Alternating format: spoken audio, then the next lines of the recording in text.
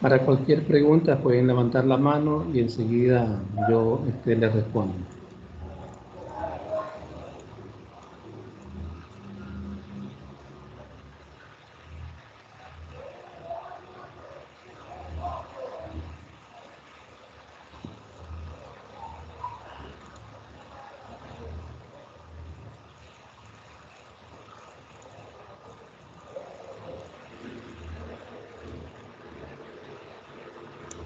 Bien, voy a iniciar entonces el proceso de asesoría de la titulación grupal en lo que corresponde a los proyectos de cada uno de ustedes. Les comento algo, algunos estudiantes ya me han enviado sus proyectos hasta donde tienen avanzada. Yo ya les he dado mis recomendaciones que tienen que ser discutidas con el tutor de cada uno de ustedes en los aspectos solamente en la parte del esqueleto, no en la parte ya así de profundidad de las investigaciones que ustedes están realizando, porque ya eso es el tutor y ustedes lo que tienen que definirlo. Simplemente es ir estableciendo qué partes creemos que nos hace falta o tenemos alguna inquietud que todavía no nos deja arrancar y seguir adelante con la parte de la metodología. En algunos yo he visto que la metodología está un poco confusa, ¿no? O están utilizando muchos métodos de trabajo y entonces no pueden aterrizar. Y en otros sí les he visto que sí tienen bien planteada su metodología de tal manera que van apuntando ya hacia los resultados. En otro caso ya he visto que ya está prácticamente terminada la tesis, pero igual he hecho unos comentarios de la posibilidad de que se pueda ir mejorando.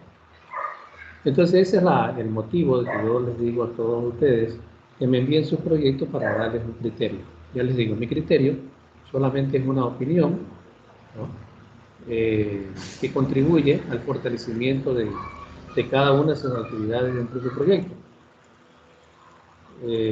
Algo que les quisiera también decir a todos es que cuando nosotros hacemos nuestro tema, delimitémoslos un poquito, ¿no? Porque al final a veces lo hacemos muy grande y pensamos que estamos abarcando un problema muy extenso. Mientras el problema lo hagamos más pequeño o lo delimitemos, vamos a obtener unos resultados más confiables. Otra de las cosas es del planteamiento del problema. El planteamiento del problema se basa en la manera como yo observo la realidad, el fenómeno, el contexto. Y esa observación es descriptiva de tal manera que yo tengo que describir el problema. Puedo tomar datos de otros artículos, pero no los puedo agregar al problema, porque no forman parte de ese problema. Tienen que ser un problema nuevo. En relación a la introducción, yo les aconsejo que esa parte de ahí la hagan cuando ya hayamos culminado toda la etapa de los resultados y de las conclusiones. La introducción es la parte última, prácticamente, de todo el trabajo. En el resumen, he observado que no todos de las que me han enviado, no todos tienen el objetivo de investigación. En todo resumen debe ir el objetivo. Debe ir unas 2 o 3 líneas explicando parte del problema o parte de lo que investigaron, va el objetivo, va el método y a continuación van los resultados. Luego vienen las conclusiones y una etapa de recomendación, una pequeña. Entonces el número de palabras, hay que jugar con el número de palabras. Recuerden que por cada línea del resumen hay más o menos como 13 palabras. Entonces si ustedes multiplican por el número de líneas, ya sabrán que tendrán 150, 180 o 200. ¿Cuántas palabras son? ¿250 o 180? Fábula. ¿Cuántas palabras? 250. 250. Entonces estamos hablando... 250. Claro, deberían de haber unas 20 líneas. 20 por 13, Sí, como si ven qué lindo. Y las palabras claves son tres, ¿no? Que conciernen al tema de trabajo. ¿No? A veces hay unas personas que le ponen otras cosas. No, tienen que ser concernientes al tema. Y una parte bien relevante dentro del resumen es de lo que encontraron, de los resultados que encontraron, cuál es el más relevante, o el cual, porque ustedes van a trabajar con normas, con reglamentos, con estándares, y van a comparar su resultado con ese estándar, o su resultado con determinado.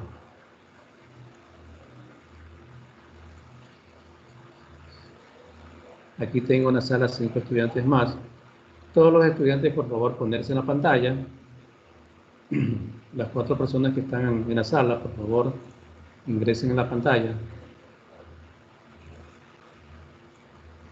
Abra su cámara. Gracias, señorita. Kimberly, por favor, abra su cámara. Gracias, señorita.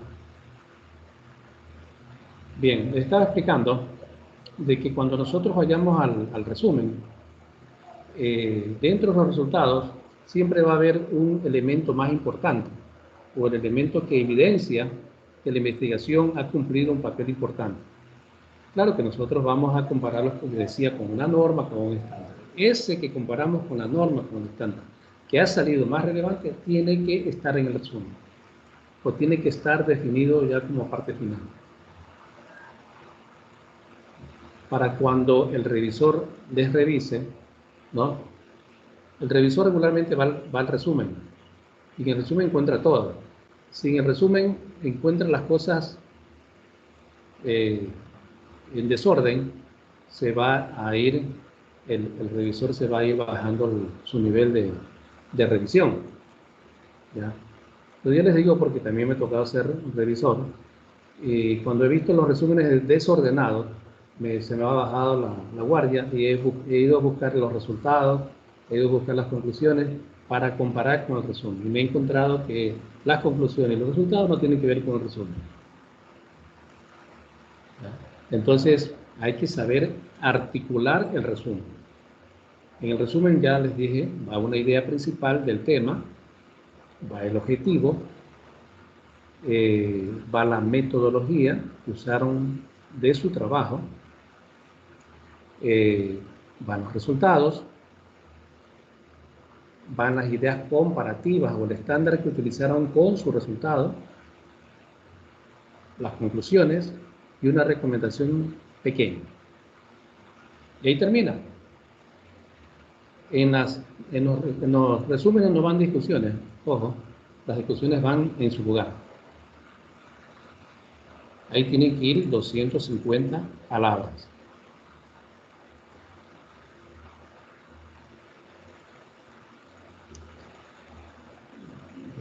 Ahora bien,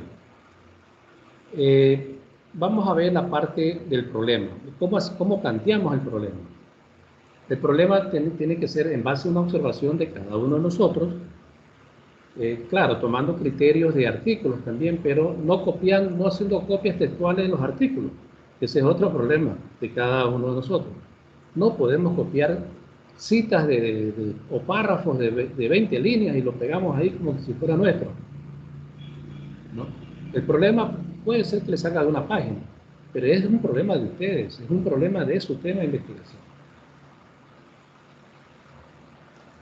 Y también formulamos el problema. Vamos a suponer, yo tengo un tema que estoy haciendo con unos estudiantes, un proyecto, calidad de agua del estero salado, sector suroeste, punto La Chala y su incidencia en la recreación náutica.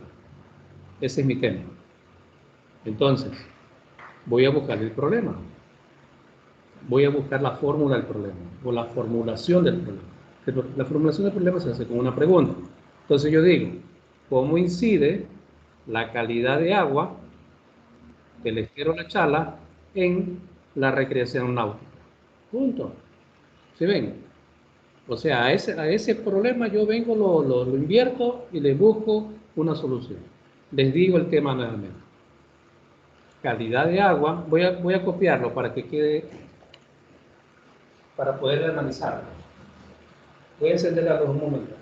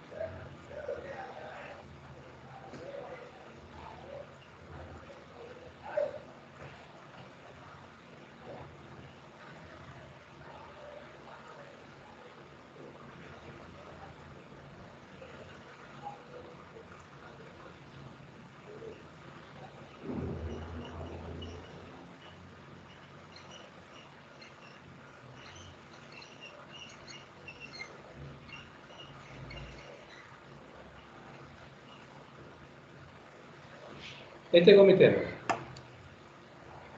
calidad de agua, el estero salado, sector suroeste, Achala y su incidencia en la fauna acuática.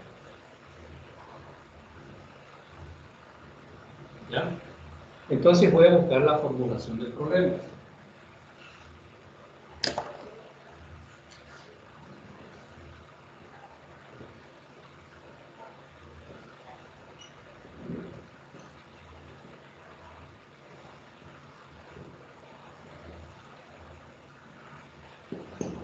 Formulación del problema. Entonces yo digo, a manera de pregunta, ¿cómo incide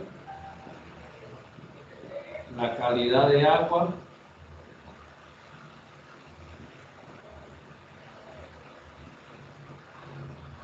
del estero salado, sector suroeste de Achala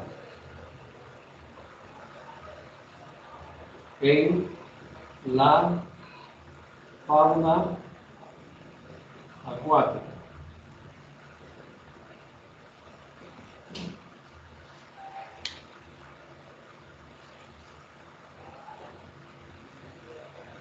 Ya por aquí ya estoy haciendo mi variable.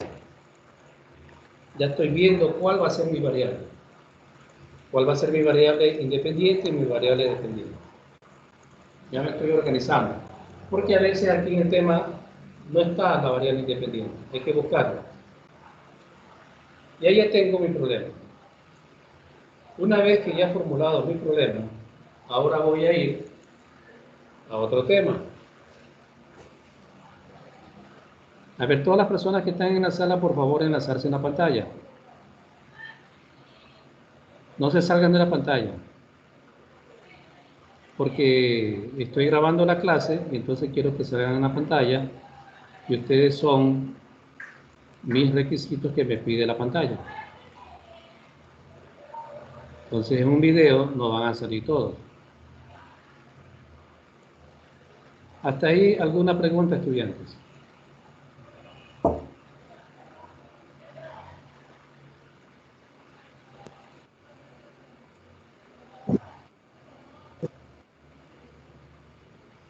Para preguntas deben de levantar la mano para darles la aceptación.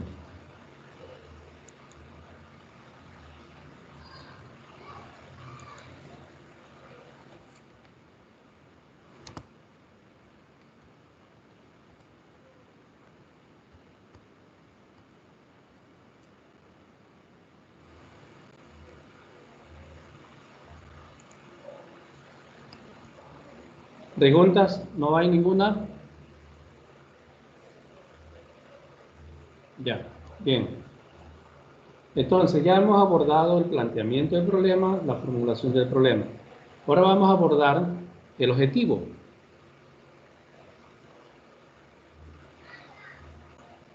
Entonces en el objetivo hay diferentes formas de realizarlo. Las formas hay que trabajar primero con verbos. A ver qué dice aquí. Ya, Amiki. En el objetivo tenemos que trabajar con verbos, ¿no? Analizar, describir, perdón, analizar, identificar, evaluar como objetivo general. No podemos usar, por ejemplo, el objetivo efectuar, porque ustedes Doctor, lo que más hacen buenas es... tardes, no lo escucho. Dígame.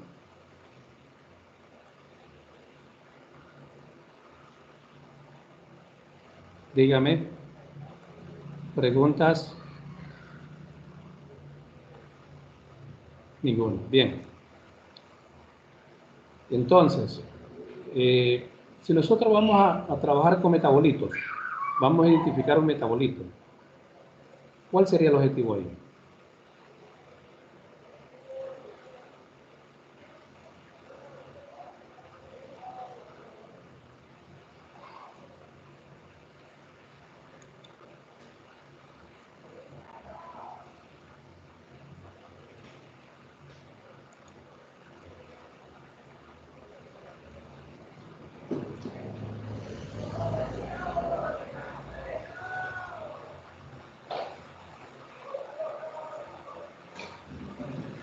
Ya, en el tema de objetivos, entonces nadie quiere hablar, ¿verdad?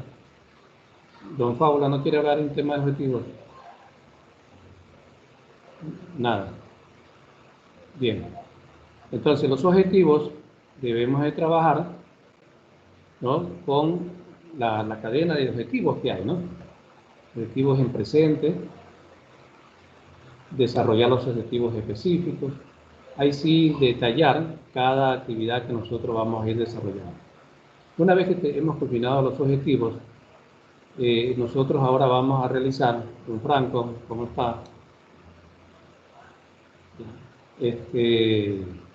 Vamos a desarrollar lo que es una justificación e hipótesis.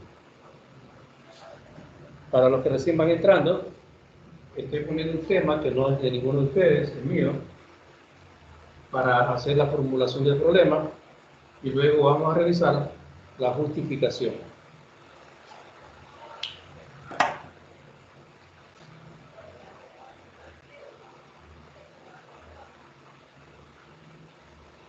Ahora, todo esto ustedes ya lo saben hacer, simplemente estamos recordando lo que ustedes ya saben. Y ustedes ya saben esto, ya, algunos ya lo tienen ya realizado. Pero no está de más siempre actualizarse, ¿no? En la justificación nosotros hacemos 3 preguntas. ¿Por qué investigo? ¿Por qué investigo? La otra, ¿cómo contribuye?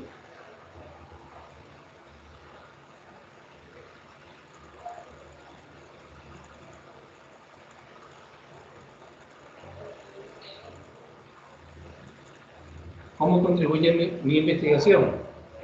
Y la última se refiere a los beneficiarios.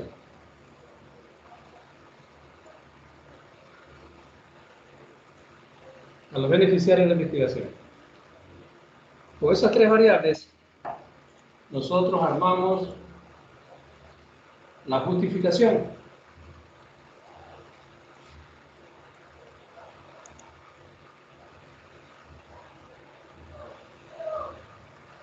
Entonces, en los proyectos que ustedes tienen, si ustedes tienen esas 3 variables, esas 3 partes, está bien hecho la justificación.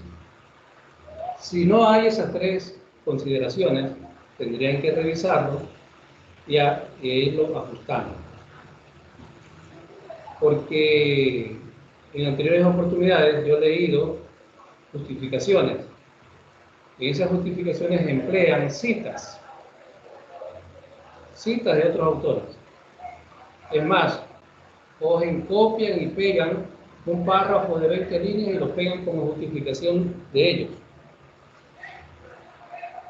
Eso no se debe hacer. Eso no es justificación.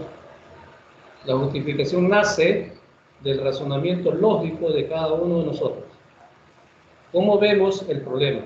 ¿Cómo justificamos ese problema?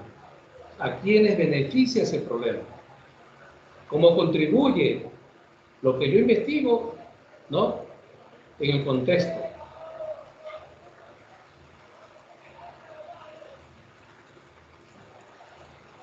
Y luego de ello, armado ya todo este aspecto, ya podemos nosotros ir desarrollando el resto del tema.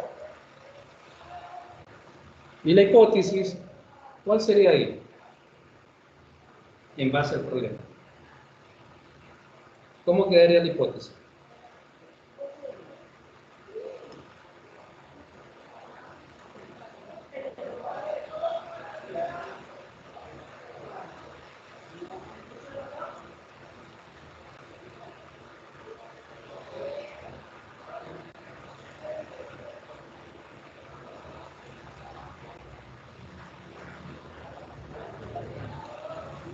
La hipótesis es una cuestión declarativa. Hay unos que lo hacen como pregunta. La pregunta está en la formulación, no en la hipótesis. Podría decirse que si hay una remediación de la calidad de agua, estero tal, la fauna acuática se beneficiaría de ello. Podría ser.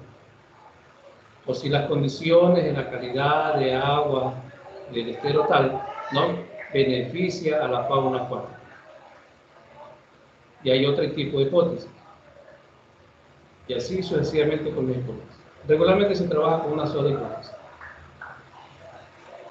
Una vez culminado la hipótesis, vamos ahora sí a trabajar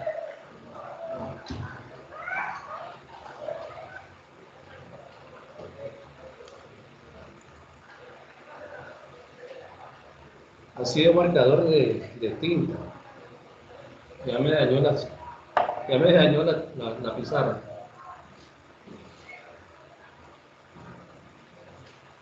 Alcohol. Bien. Entonces, hasta ahí estamos claros, ¿no? Hasta ahí está nuestro proyecto. El marco teórico.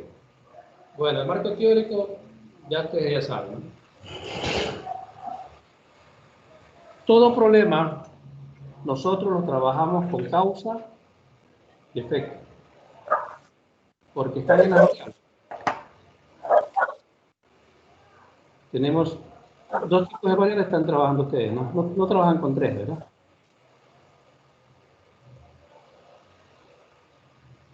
¿Con tres o dos variables? Con dos. Con dos.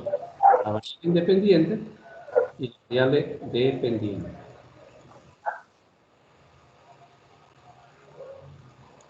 La variable independiente, ¿no? ¿Qué acción, señorita María José Avilés? La variable independiente, ¿qué función cumple?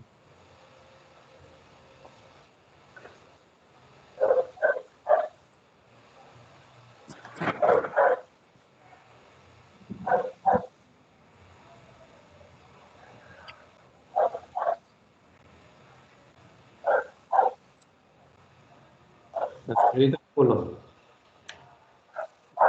la variable independiente, ¿qué función cumple?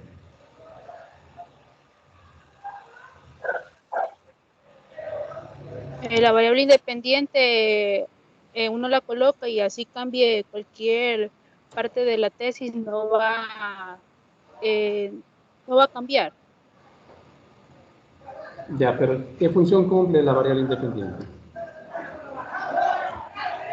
Perdón un ratito.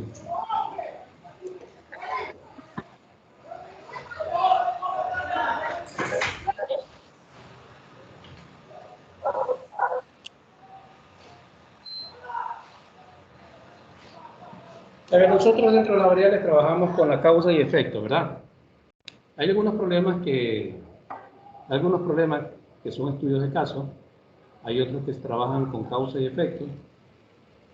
Entonces, dentro de esas dos variables, nosotros tenemos que tener bien claro eso. ¿Cuál es la causa y cuál es el efecto? Entonces, ¿la causa qué variable es?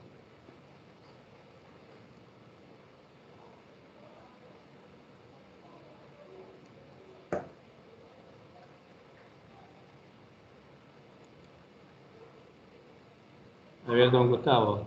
Dime. Lo dependiente de causa. Don Gustavo Franco, dígame. Me está levantando la mano.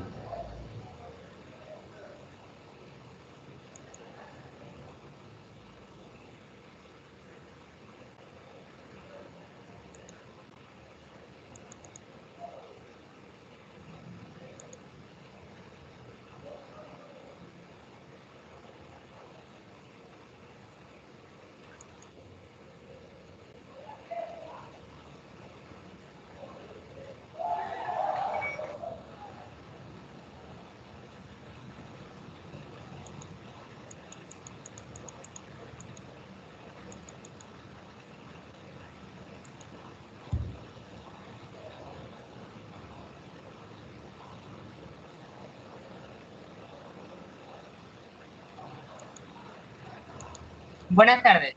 Buenas tardes. Don Gustavo, dígame. Quería consultarle algo. Es que la mayoría de las tesis, de acuerdo a la modalidad por la pandemia, ahora se están haciendo de carácter bibliográfico. Y dentro del instructivo de titulación está la modalidad de estudios comparativos. Y Ya. la mayoría hemos optado por esa modalidad de estudio comparativo. Ahora, la duda en sí es, como en la parte, cuando era de modelos experimentales, allí se utilizaba lo que era causa y efecto, pero Bien. la mayoría de tutores, inclusive nosotros tenemos esa duda en la parte de operacionalización de variables, ¿cómo cambiaría en caso de un estudio comparativo? Porque estamos comparando varios estudios realizados a nivel nacional como a nivel internacional. ¿Cómo se plantearían las variables en esa situación? Ya, como usted bien lo dice, su investigación en todo caso es bibliográfica, ¿verdad? Sí, así es. Es bibliográfica, ya, pues ya, es simplemente comparativa. En el caso de ustedes, pero sí hay estudiantes que sí están haciendo de otra manera. Están haciendo unas investigaciones cuasi experimentales. No todos, pero sí me he topado con proyectos que he visto que son cuasi experimentales. No son experimentales concretamente dicho, son cuasi experimentales, donde hay una extracción de un principio activo y luego este principio activo ha sido identificado mediante un equipo de espectrofotometría y luego se lo ha comparado, se han hecho ensayos clínicos y entonces ya lo convierte ya en otro tipo de investigación. Las dos tesis que yo llevo son de tipo descriptivas, cuantitativas y cuasi experimentales. No son descriptivas, no son totalmente bibliográficas, son de hacer investigación de campo. Esas sí tienen causa y efecto. Por ejemplo, también veía yo un tema de otro estudiante que me envió, no voy a decir el nombre, que hablaba de organizar un plan, ¿no? Y entonces él también entra, o sea, siendo bibliográfica, entra en un proceso de cambios de variables. Es que Entonces, sí, porque inclusive dentro del instructivo de titulación se desglosan diferentes tipos de modalidades, lo cual podemos aplicar para lo que es la tesis, pero según el BIFAP, lo más apropiado que vio de acuerdo a lo que en nuestra facultad era de manera experimental, vio la comparación de estudios experimentales realizados en otros lados y dichos resultados contrastarlos con los que ya se han hecho a nivel nacional. claro, está bien. En realidad casi todos los estudios hay que compararlos. Por ejemplo, cuando nosotros hacemos una extracción de metabolitos y lo estamos analizando, tenemos que compararlo con alguna norma o con algún estándar para saber si es que ese metabolito corresponde o no. Por ahí escucho yo que hacen actividades antioxidantes. Debe haber un elemento comparativo de esa actividad antioxidante. De hecho, en las investigaciones de revistas de alto impacto, sí hay unos que lo hacen frente a la vitamina C para ver el nivel de oxidación, en este caso. Pero en todo caso, ya les digo, ¿no? O sea, yo no pretendo en ustedes influir en nada, simplemente en hacerles ver, ¿no? De que si hay una inquietud, una duda, así como la que tiene aquí el estudiante Gustavo, de manera muy acertada, la pregunten, ¿no? Para analizar dentro de este contexto que estamos aquí. Que ya me estoy mareando porque hay bastante estudiantes. Bien, seguimos. Ya creo que ya me toca ya la salida, porque esto dura solamente 1 hora. Todavía tenemos tiempo. A ver, ¿algún estudiante que quiera hacerme una pregunta? De acompañamiento, por si acaso. No me van a decir que les cambie el tema. Yo tema no cambio. No tengo la autoridad para hacerlo. Pero los estudiantes que quieren que les dé una mejor orientación, como algunos ya lo han hecho, me pueden enviar sus proyectos a mi correo institucional danilobarros@og.edu.es. E inmediatamente les contesto. No me gusta quedarme mucho con el proyecto. Creo que en 1 hora ya les contesto.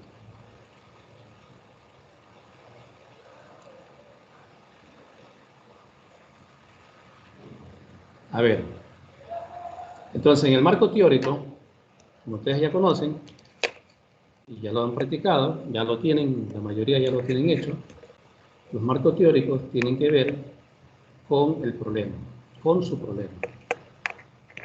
¿Cuál es su problema? La mayoría de ustedes estudian todo lo que es fitoquímica, una gran mayoría. En fitoquímica, ¿qué necesitan agregar al marco teórico?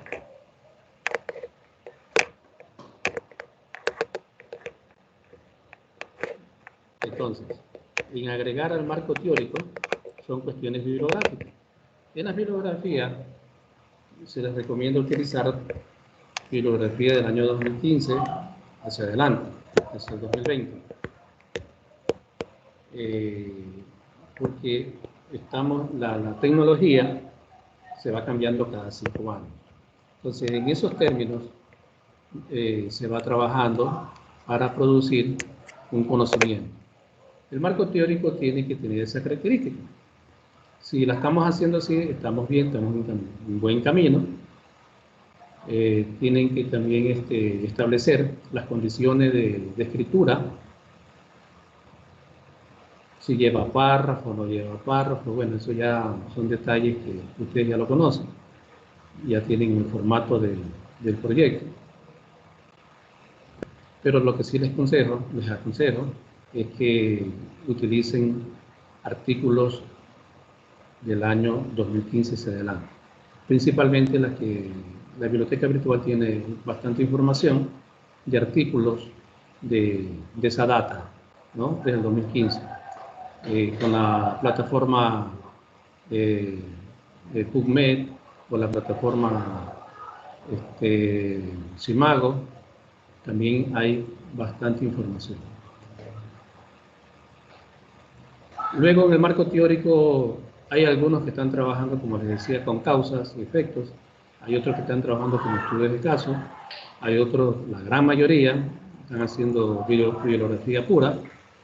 Y en medio de eso, cuando ustedes hagan los marcos teóricos, cuando vayan a la sección imágenes, tablas, mapas conceptuales, siempre pongan la fuente y a dónde sacaron esa información.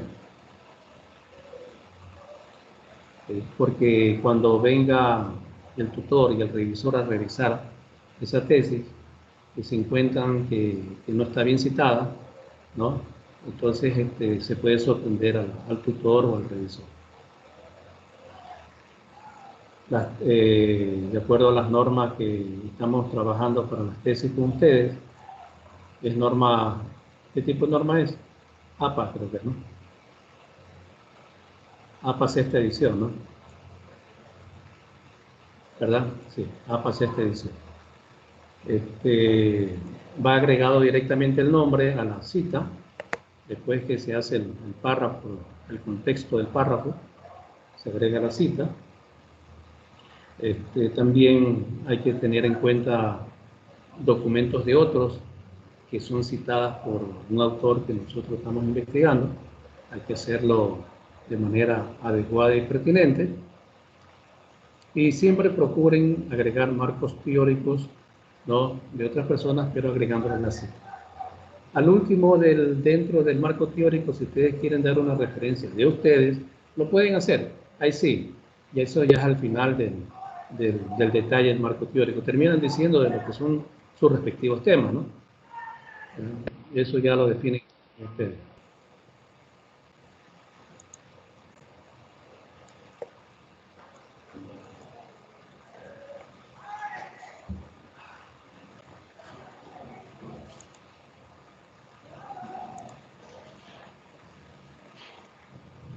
El sistema me botó y regresé. Bien.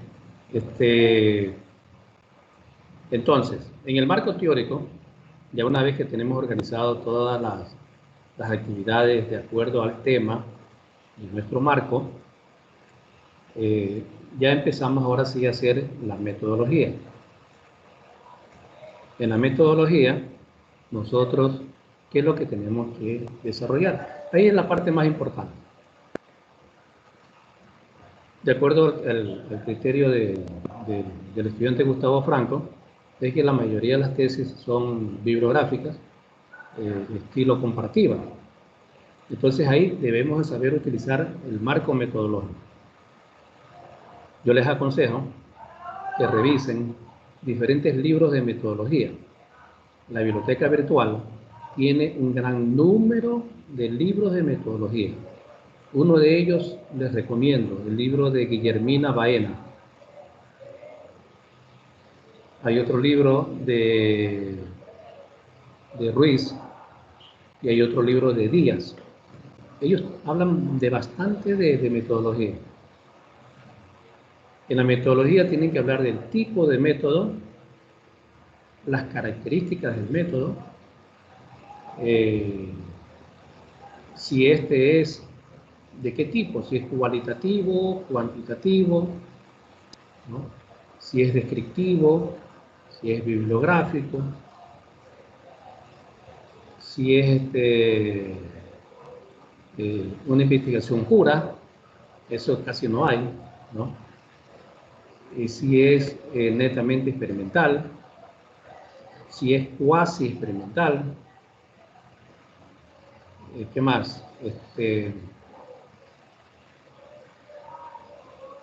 Los métodos, ¿no?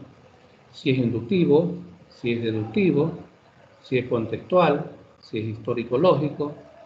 Bueno, ahí ustedes van a encontrar en los libros de metodología bastante información de métodos de investigación. Una vez que hacen los métodos, tendrían que ir, casi todos ustedes van a ir a la muestra. En la muestra, ustedes tienen que usar una fórmula para calcular la muestra. ¿Dónde encuentran la fórmula? Van al Google Scholar y le piden al Google Scholar que les dé la fórmula para calcular la muestra de una población. Cuando hablo de una población, hablo de diferentes escenarios de la población. La población puede ser un grupo de farmacias, un grupo de industrias, un grupo de personas, un grupo de centros de salud, un grupo de objetos, de cosas. Entonces tenemos que ir calculando nuestra población. Debemos saber que para la muestra necesitamos la población. Por ejemplo, los que van a hacer determinaciones de una tableta, de algo de la tableta, del estado de disolución de la tableta. ¿Cuántas tabletas se requieren? ¿De a dónde obtenemos las tabletas?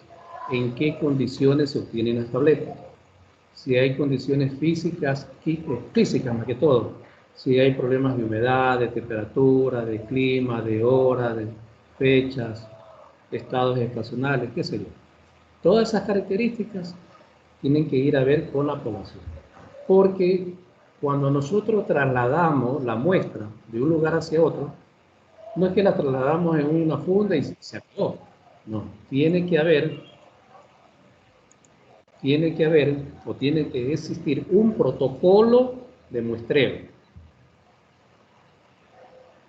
El protocolo de muestreo, de acuerdo a los temas, yo les recomiendo que vayan a las normas INEN. En el Google Scholar están las normas INEN y descarguen los protocolos de muestreo de acuerdo a las experiencias y problemas que ustedes tienen.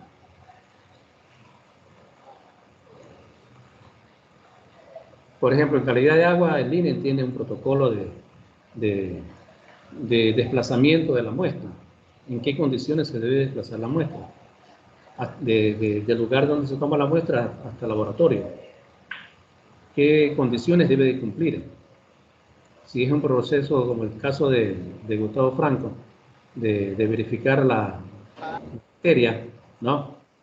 La bacteria, ¿cómo tú la tomas? En un frasquito, la inoculas ahí mismo, qué sé yo, ¿no? Pero eso, todos esos pasos tienes que detallarlos.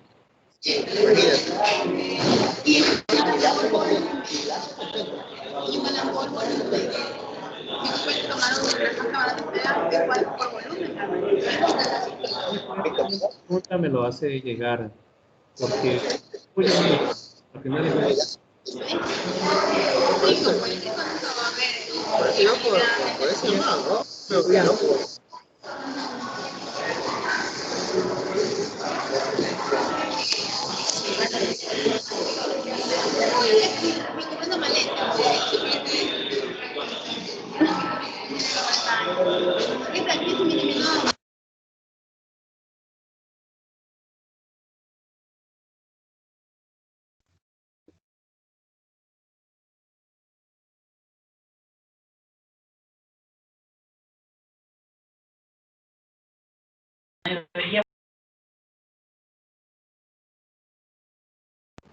A ver, ya. Ahora sí me escuchan todos, ¿verdad? Ya, perfecto. Es que me dejaron sin volumen. No es que con todos tenían los micrófonos prendidos y aquí se bloqueó el mío. Bien. Decía que debe existir un protocolo de traslado de la muestra. Esto es, de un lugar de donde tomamos la muestra hasta el centro de análisis. Un laboratorio, qué sé yo. ¿Verdad? Entonces, luego del protocolo, necesitamos apuntar las unidades de medida con las que nosotros vamos a obtener los resultados. También debemos anotar en una tabla, hacer una tabla del muestreo. Por ejemplo, en mi caso, por ejemplo, de mi tema, yo tengo que hacer un muestreo, yo hago 4 muestreos cada mes. En cada muestreo yo hago 7, 8 parámetros. Son 32 tipos de muestreo, 32 muestras que tengo. Entonces, yo llevo una tabla de apuntes, por ejemplo, qué pH del tubo, qué temperatura, qué salinidad, cómo es el proceso de oxidación-reducción, bueno, y algunas características físicas y químicas. Llevo unos aparatos, unos equipos y mido in situ. Y luego también mido ex situ. La parte microbiológica la hago en un laboratorio que me da el apoyo para hacerlo. Y la parte física la hago con un equipo que yo tengo. Bien. Entonces, para eso yo tengo que cumplir un protocolo de procedimientos de muestreo. Una vez que yo ya he hecho mi muestreo, porque ya conozco mi población, debo definir mis muestras, dónde voy a tomar mis muestras. En la farmacia tal, en la farmacia de aquí, en la farmacia de acá y en la farmacia de allá. Si es en Guayaquil, bueno, cojo una zona urbana de Guayaquil, la parroquia Tarqui, un supuesto, ¿no? La parroquia Tarqui. En la parroquia Tarqui hay 15 farmacias. A la redonda hago un polígono y establezco en el polígono qué farmacias son las que van a ser escogidas, porque ese es un muestreo al azar. Entonces, todas esas condiciones uno tiene que anotarlas en el proceso del muestreo. Y por último, ya tengo ahora sí ya mis muestreos, voy a la sección resultados. En análisis de resultados, verifico, de acuerdo al laboratorio que me esté enviando la información, qué parámetros me han dado de acuerdo a las expectativas que yo tengo, ¿no? Y de acuerdo con eso, si es que hay algún nivel de contrastación o de comparación de un dato con respecto al otro. ¿Por qué? Porque en los objetivos que me he planteado, dice describir los parámetros físicos del metabolito tal. Otro objetivo dice establecer los niveles de comparación del analito tal con el estándar tal.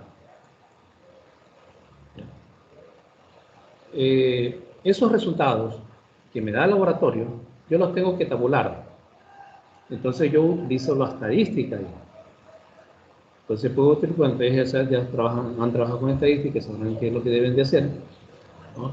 Hay unos que trabajan con ANOVA, hay otros que trabajan con RS, hay otros que trabajan con SPS, hay otros, bueno, hay diferentes plataformas de estadística para que verificar el punto de inflexión de la muestra que han obtenido.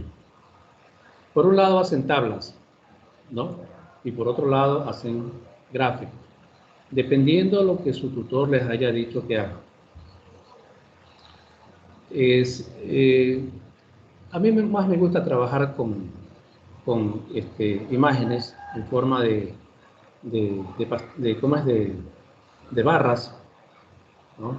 A ellas identificarle los porcentajes, las concentraciones de cada una de ellas y utilizar aparte otra gráfica, si es que la gráfica lo permite, establecer el grado R. Eso más que todo se trabaja con equipos de espectrofotometría. Ahí directamente, ustedes ya saben, cuando trabajaban en análisis instrumental, hacían las concentraciones de los analitos y les daba una pendiente los resultados. Pero no siempre les va a dar una pendiente. Hay otros tipos de gráficas con las que se manejan los resultados. Una vez que tenemos los resultados, ahora sí, con esos datos, con esas tablas, las vamos a hacer que ellas nos describan los problemas, más que todos los objetivos. Y ahí nosotros vamos a las conclusiones. Las conclusiones tienen que ver con los objetivos que nosotros hemos planteado. Si hemos planteado un objetivo general y 3 específicos, eso tiene que estar reflejado en las conclusiones. ¿Sí? Y casi todas sus tesis son de resultados, son tipo cuantitativas, todas les van a dar resultados. Entonces las conclusiones deben de tener dentro de su expresión, dentro de su redacción, ¿no? Datos numéricos. Datos numéricos. Entonces empiezan ustedes a describir esos datos numéricos. Todo lo que está en los resultados, todas las tablas, todos los gráficos, todo. Ahí van las conclusiones. Porque si no lo hacen, entonces como que hay un divorcio entre los resultados y las conclusiones. Entonces todo tiene que ir a la par, compartido. Y en las discusiones, ahí sí pueden tomar datos de los artículos bibliográficos que ustedes tienen. Por ejemplo, yo digo que la calidad del agua no afecta a la fauna, pero hay otro investigador que me dice que en realidad no es siendo la calidad del agua el problema, pero también otro problema serían los sedimentos, y que en los sedimentos se deposita la mayor cantidad de metales pesados, ¿no? Y que por esta razón,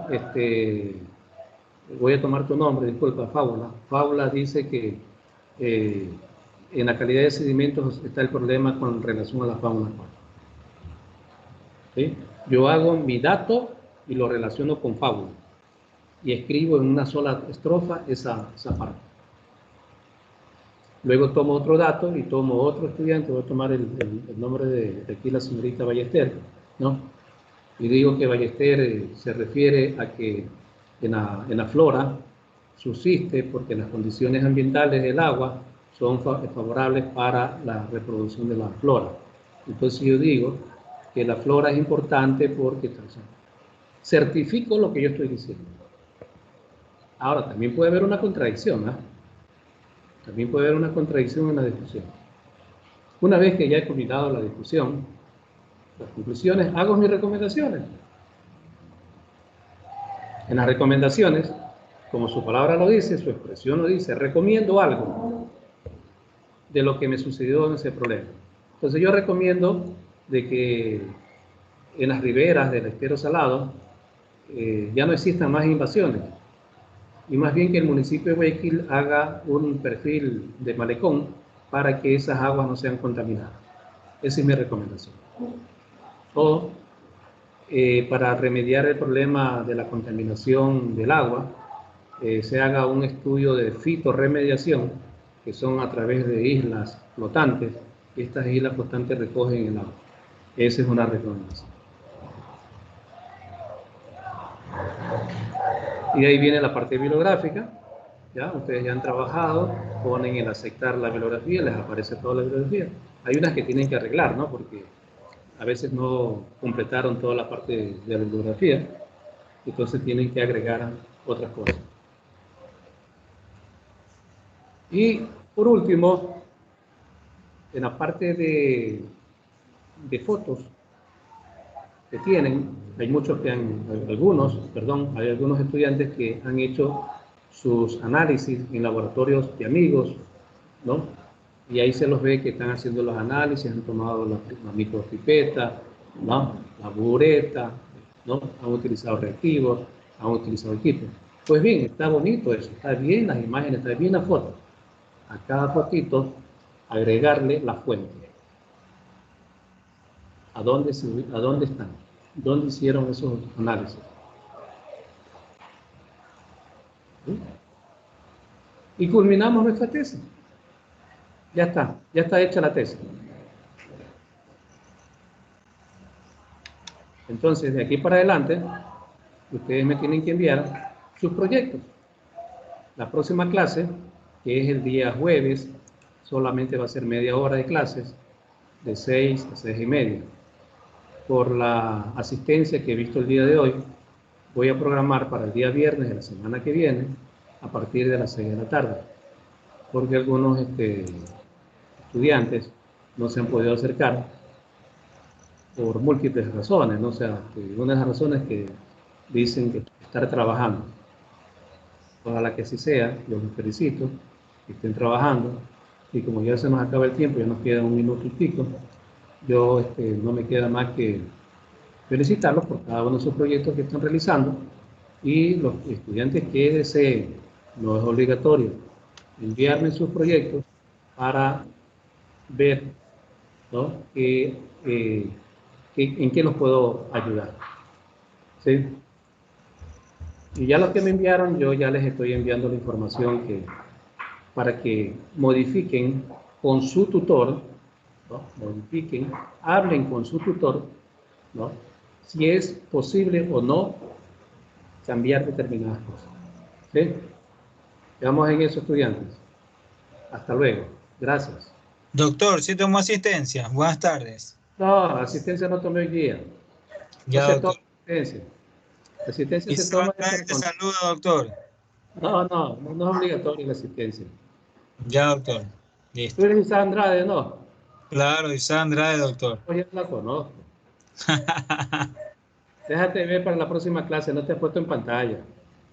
Ya, listo. Ya, chao. Ya, chao, Envíame doctor. un proyecto. Ya.